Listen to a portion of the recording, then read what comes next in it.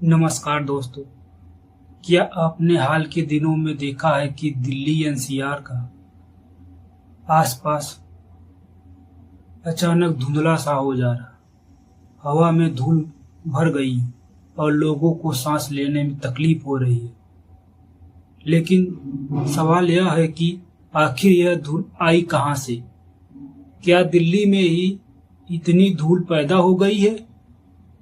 इसके पीछे कोई बड़ा प्राकृतिक कारण है? आज की इस वीडियो में हम जानेंगे कि राजस्थान के रेगिस्तान की धूल सैकड़ों मीटर दूर सफर कैसे तय करती है और दिल्ली एनसीआर तक कैसे पहुंचती है और इसका लोगों के स्वास्थ्य पर क्या प्रभाव पड़ता है। वीडियो को अंत तक जरूर देखें, क्योंकि इसके अंत तक का एक ऐसा तथ्य पता चलता है कि जिनके बारे में लोग बहुत कम जानते हैं। दोस्तों, भारत के पश्चिमी हिस्से में स्थित राजस्थान का भाग थार रेगिस्तान का एक सबसे बड़ा रेगिस्तान है। गर्मियों के मौसम में यहाँ की जमीनें सूख जाती हैं।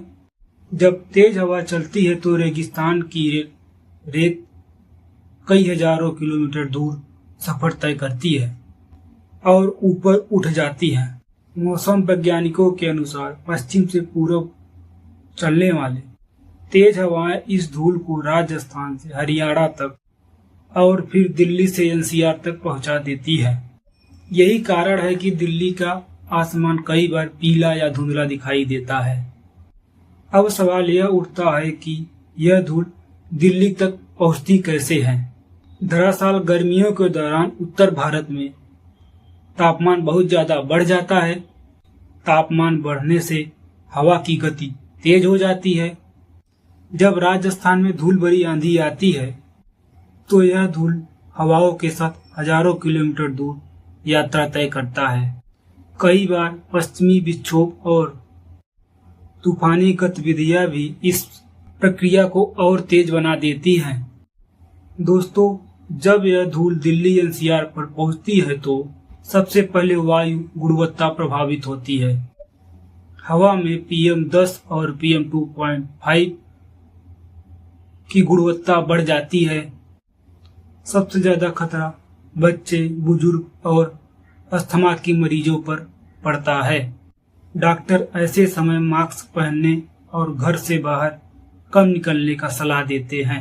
क्या यह केवल भारत की समस्या है? नहीं दोस्तों, दुनिया के कई देशों में ऐसा होता है। उदाहरण के लिए अफ्रीका के सहारा रेगिस्तान हजारों किलोमीटर दूर यात्रा तय करके यूरोप और अमेरिका तक पहुंच जाती है। ठीक उसी तरह उत्तर भारत के कई राज्यों को प्रभावित करती है। यह एक प्राकृतिक प्रक्रिया है। जब इसमें प्रदूषण मिल जाता है तो और गंभीर समस्या उठ जाती है। विशेषज्ञों का कहना है कि बड़े स्तर पर वृक्षारोपण, हरित क्षेत्र बढ़ाए और मिट्टी संरक्षण के उपाय से धूल को काफी हद तक नियंत्रित किया जा सकता है। साथ ही लोगों को मौसम विभाग की चेतावनी पर ध्यान देना चाहिए। धूल भरी आंधियां के समय घर की खिड़कियां बंद रखें और बाहर निकलते समय मास्क का प्रयोग जरूर करें।